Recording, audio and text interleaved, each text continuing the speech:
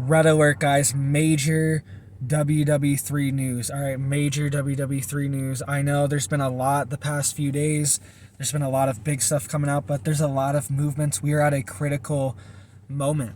All right, we had a major U.S. military official come out and warn that China will strike before the end of the year.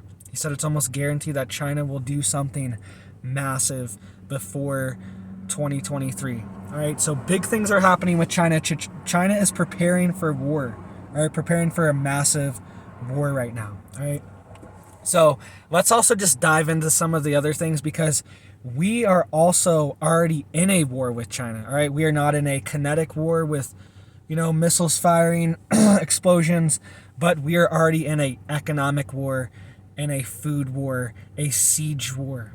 All right, our economy, our supply chain, our food supply, everything is already under siege right now. The siege operation has already happened. We're already being surrounded. We are already being choked off from every major point that we need before the big strike happens. All right, and I talked about this a few days ago too. A top U.S. Navy admiral, all right, commander of U.S. Strategic Command, is warning of, quote, the big one with China as well. All right, lots of big things are going on with China. I know Russia is also a geopolitical threat, but China is the powerhouse. China has the money. China has the economy. China has the second largest military. China has the people. China has the will. They have they have people in China love China. All right, I know there's a lot of dystopian things going on in China, but people in China mess with China. They're very nationalistic and like being Chinese. Even if there's a lot of problems, it's just like in America. People mess with America. Even if America has all this corruption, all this stuff, our politicians are terrible, our leadership's terrible. People still just love America and mess with America. Right? That's how I am, and people are like that with China as well. People just love China. So they have all the factors they need for a massive war with the United States. They've been preparing for 50 years for this to take over and be the global dominant superpower. All right. So let's dive in to exactly what China is doing already to us, and then we'll get into these big statements from Z, who said China is preparing for war. All right.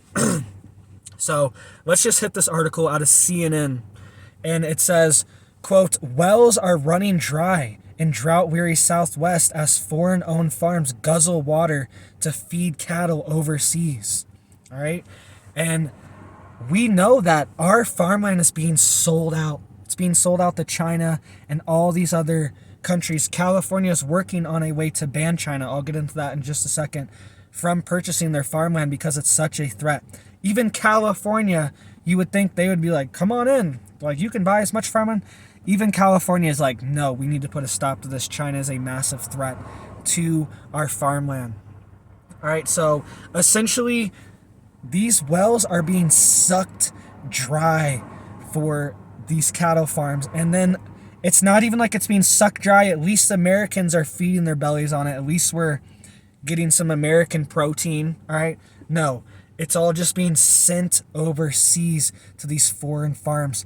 And these foreign farms can own the water rights, they can own the land rights, the mineral rights, farm on it, everything. They own all the rights to this property, and there's really nothing, there's no federal laws on it, there's no restriction on it, or anything like that. All right, so it says, workers in the water district in Wyndon, Arizona saw something remarkable last year as they slowly lowered a camera into the drought-stricken town's well. The water was moving, all right, so I guess they're in shock because of this is happening. But it also says that the well guys and I have never seen anything like this before. The farm was pumping and it was sucking the water through the aquifer. All right, so they are getting water, but it's sucking the water right out of the aquifer. All right, it's not even permeating through the soil or anything like that. It's just tapping right into the aquifer and draining it directly. And they said that they could see with their cameras that the aquifer was being depleted as soon as they turned on the pumps for their farm wells. All right. very devastating situation that we're in. I know I've talked about this before, but China is also related to this because China has a massive geoengineering program. All right. Even India has brought this up in the United Nations, saying that China is causing us to experience drought. China is manipulating our monsoon season by this massive geoengineering program that they're implementing to move water around. And China was even bragging that their biggest river, I can't remember what it's called, in China, they produce, 5x, 10x the amount of water that's in their biggest river from their geoengineering programs. And India is saying that it's manipulating their monsoon season and taking water away from them that they would normally get on their crops. And that's why China has like massive droughts in certain areas, and then they have massive flooding in other areas. So it's very unstable, this geoengineering program that they have. And the United States is doing the same thing. The United States is guilty of this as well. This could also be a thing that is messing with the water. It's manipulating the water to places where it isn't naturally going, or where it wouldn't naturally be. Okay? Because if you make water one place, it's got to take it from somewhere else. Water doesn't just magically appear. It's a water cycle.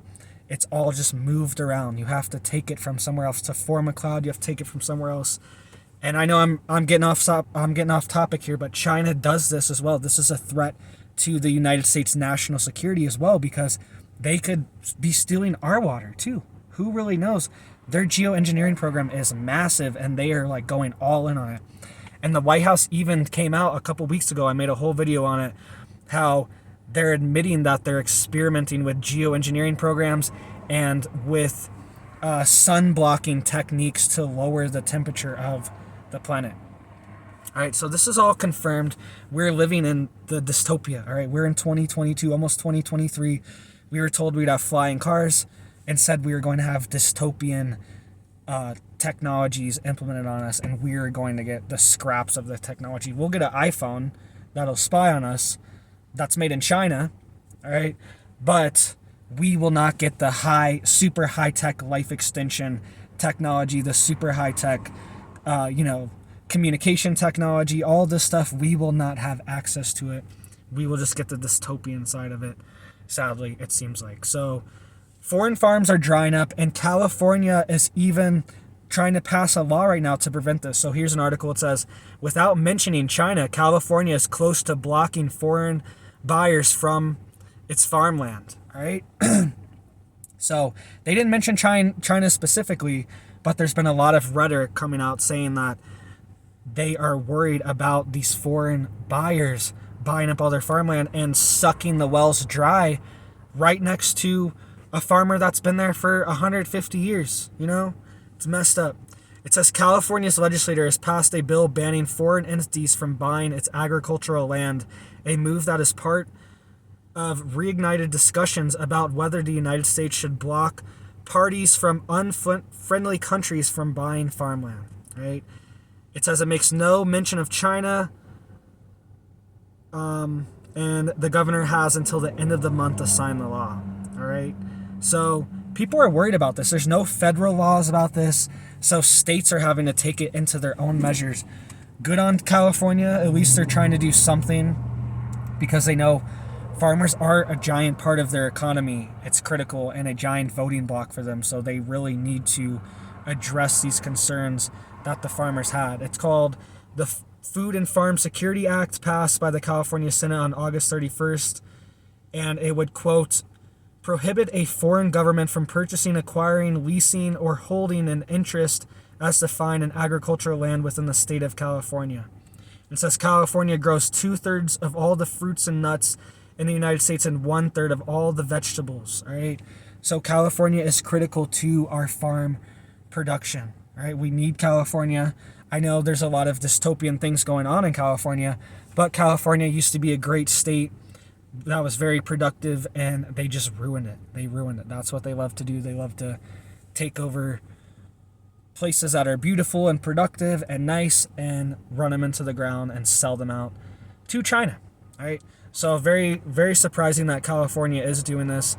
And this just goes to show we are already in a economic and food war with China. All right. So let's dive into some other news. Lots of big other things going on right now. It says here that Spain closes its airspace and delays over 300 flights as a Chinese rocket debris enters its airspace, right? So over 300 flights were canceled. Sorry about that. It's a little bit small on my iPhone. It's hard to read. It says Spain briefly closed part of the airspace on Friday after a massive chunk of a Chinese rocket plummeted to Earth. It said the Long March 5B rocket, which blasted off from China 4 days ago, started disintegrating as it re-entered Earth's atmosphere this morning. Fearing that the falling debris was a threat to flights, Spanish air control shut down the airspace over the northeast region of Catalonia and 3 other regions. And the reason why I thought this was so interesting, because I also just read an article, and this was just space debris. It's very just like China doesn't care. They're like, all right, deal with the space debris. We're not worried about it. It's not hitting us. All right, that's kind of how China is, and just kind of true. But the reason why I brought this up, because I was just reading an article how China is using anti-satellite nuclear weapons in space. They are testing, essentially detonating nuclear weapons in space to take out military and civilian satellites. All right, these satellites are becoming a huge problem. All right, SpaceX has the most amount of satellites in the world, has more satellites than governments do. SpaceX has more satellites than the Chinese government, the Russian government, all these international superpowers. SpaceX has more satellites, and satellites are critical to war. All right, they're critical to seeing, mapping information from space. All right, they're critical for coordination, precision strikes. They're literally used for every single thing in a war. Satellites are. Everything is connected back to a satellite in some way, all right? Communication wise or something along those lines. And China is now working on a anti-satellite nuclear weapon to detonate in space, all right? So it says China uses anti-satellite weapon to destroy space target in simulation drills as Elon Musk, or is Elon Musk's Starlink a target? Yeah, it's definitely a target. You know it's a target. It says, the scientists concluded that a nuclear blast in near space could form a radioactive cloud over an area as big as New York State, and that could cripple or destroy satellites in near-Earth orbit. It says researchers of the Northwest Institute of Nuclear Technology in Xi'an, run by the People's Liberation Army, claimed to have developed a model to estimate the range and scale of damage a nuclear anti-satellite weapon can cause at different altitudes and yields. It said researchers suggest that a 10 megaton warhead would create a severe threat to satellites if detonated at an altitude of 80 kilometers in the air. And it also says this was the really critical part about this. So not only would this wipe out satellite communications for pretty much everyone, all right? And it would leave our military completely vulnerable. ICBMs would be at risk. If our satellites are destroyed, we might not even be able to respond with a precision-guided ICBM nuclear missile, right? It might not, if certain satellites, critical satellites are hit, it might be almost impossible to launch an ICBM. That's why China is looking into these very, very dangerous methods, all right?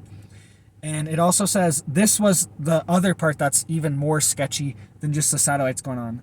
It says, if detonated in space, it could cause a radiation belt around the Earth, which would permanently disable aircraft or satellite communications. So this nuclear radiation from this blast would get caught up inside of the belts, okay?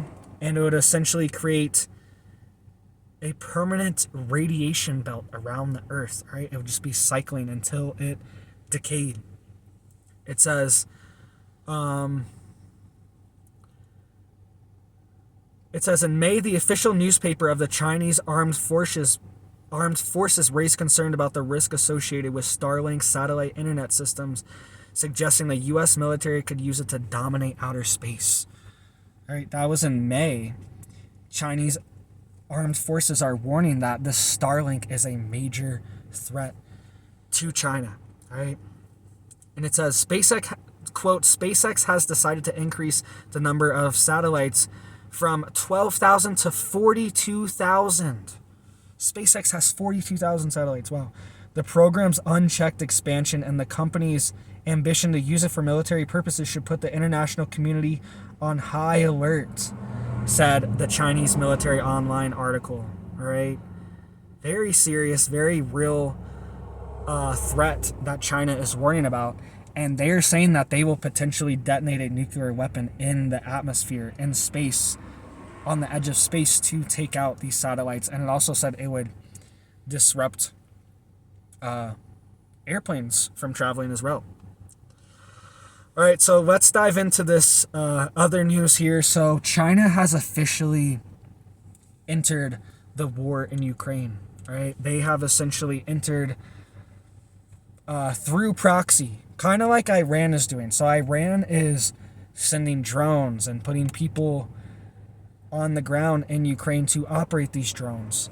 And China is now, operating in a similar capacity as Iran, right? So there are not officially boots on the ground, but Chinese drones are being captured from the Ukrainians from these attacks. And they're saying these are Chinese drones. So somehow Chinese drones are showing up in Ukraine and they're attacking Ukrainian infrastructure, right? So it says, quote, Russia is blasting Ukraine with modified Chinese drones.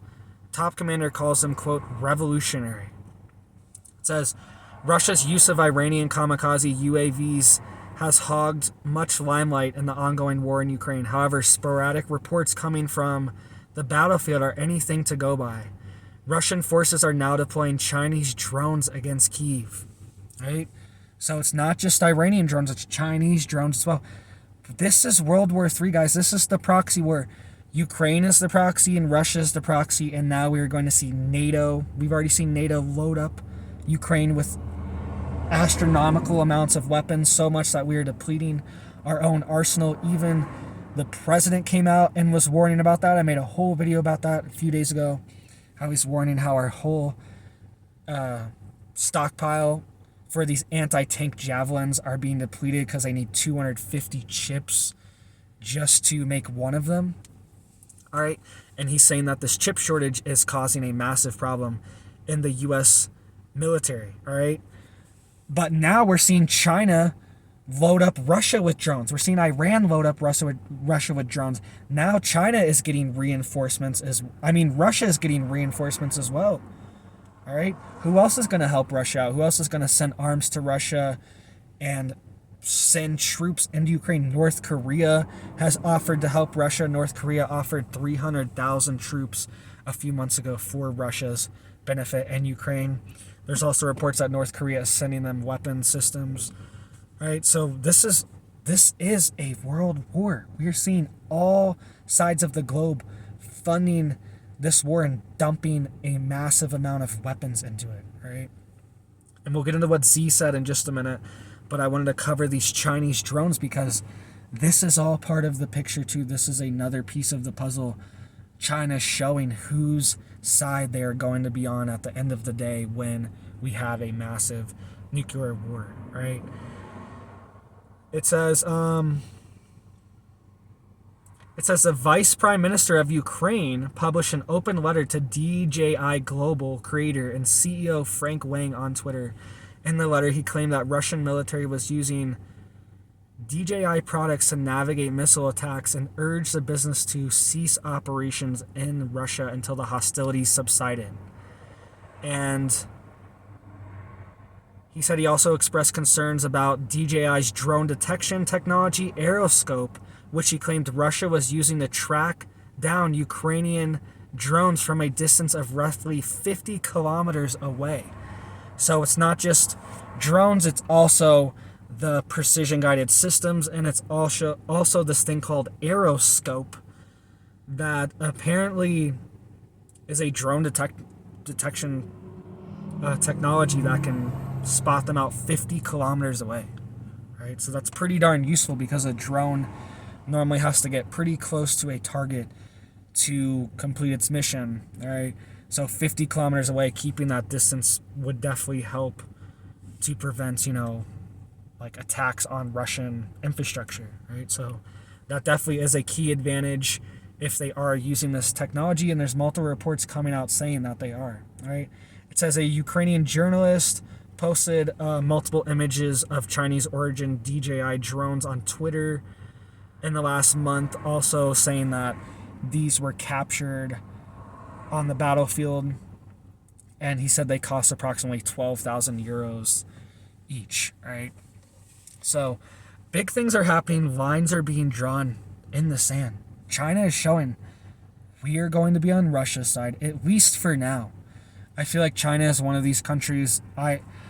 I see the alliance, but I'm also worried that China wants to be the last man standing. It's one of these things, like, I feel like China will be your friend until it doesn't need you anymore, and then they will just cut you off. And I feel like that's what will happen with Russia, is China will use Russia to deplete NATO's arsenal, to weaken NATO, to collect all the data on NATO, to get all the, to get all the boots on the ground information. Will use Russia and then use all this information to be even more powerful than Russia, to even take over the United States one day, to use all this information that they're collecting and use this depletion, this weakening of NATO to, as like a springboard to strike, right? Use it as a springboard to take off, launch an attack when NATO, the United States, all these countries are already vulnerable, hyper-focused on Russia.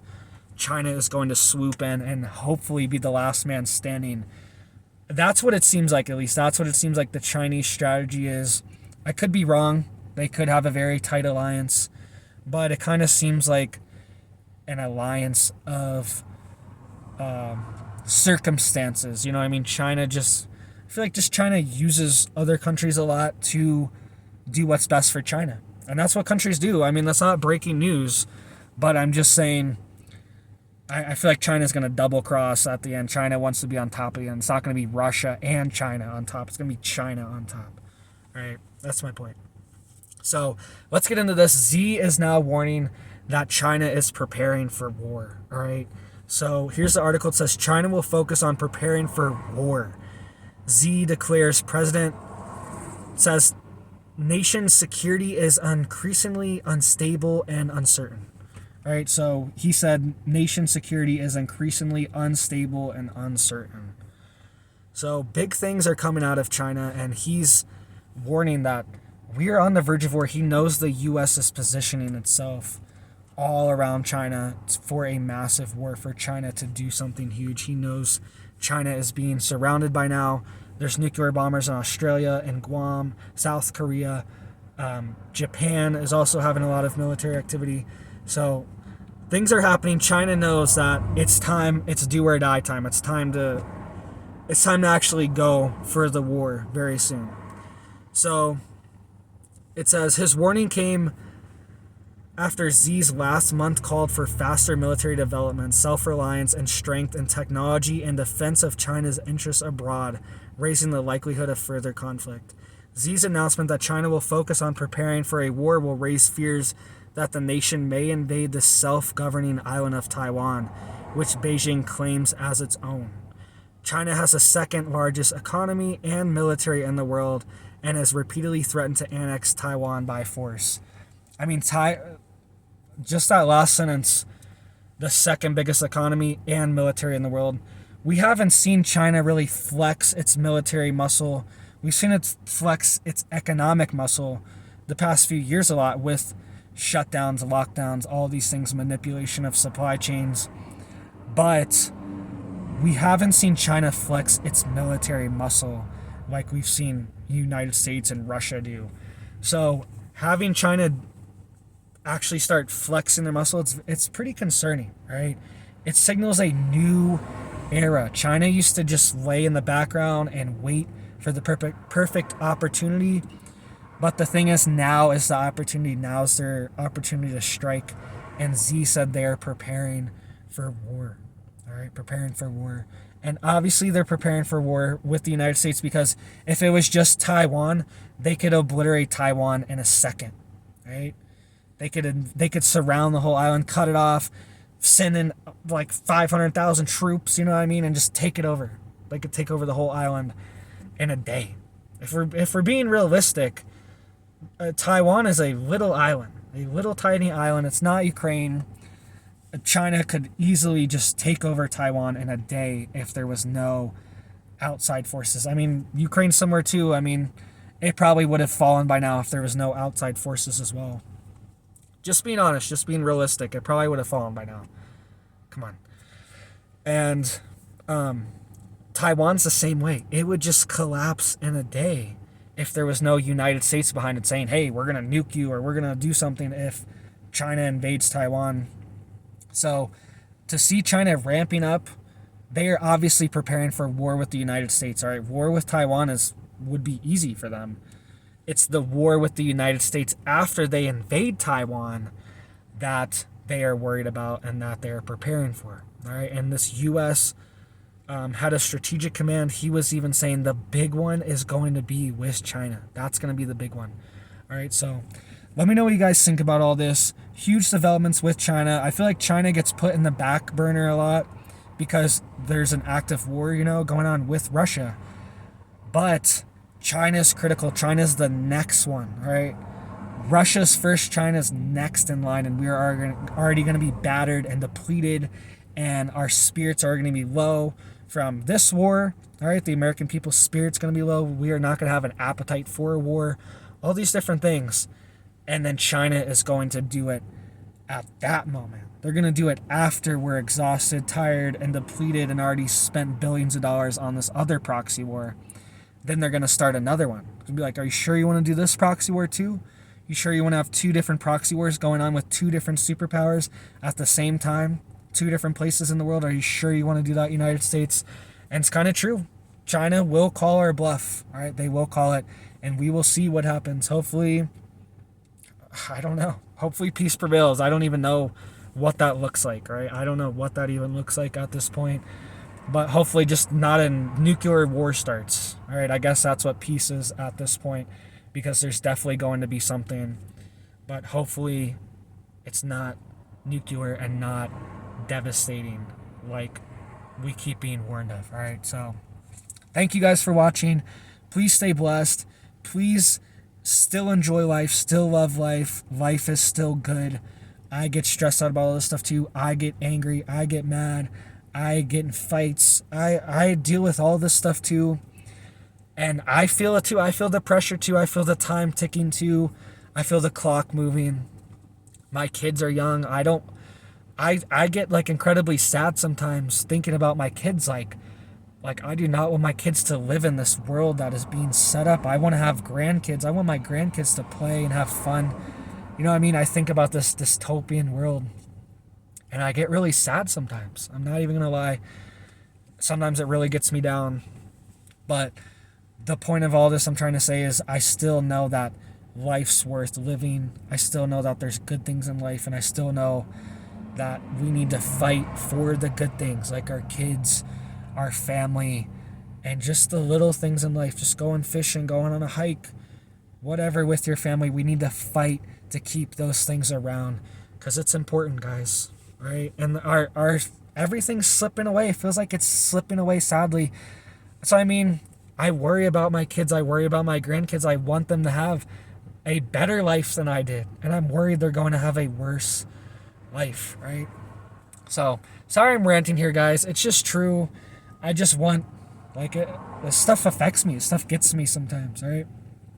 And I want peace. I don't want all this. That's part of the reason why I go so hard covering this stuff too, is because it's part of it. When you expose it, when you talk about it, when everyone knows, oh, they're trying to do this, they're trying to do this.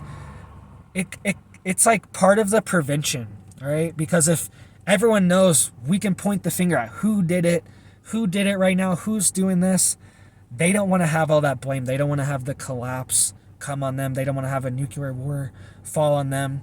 So, you know what I mean? Part of the prevention is pointing stuff out. Like, hey, U.S. is moving their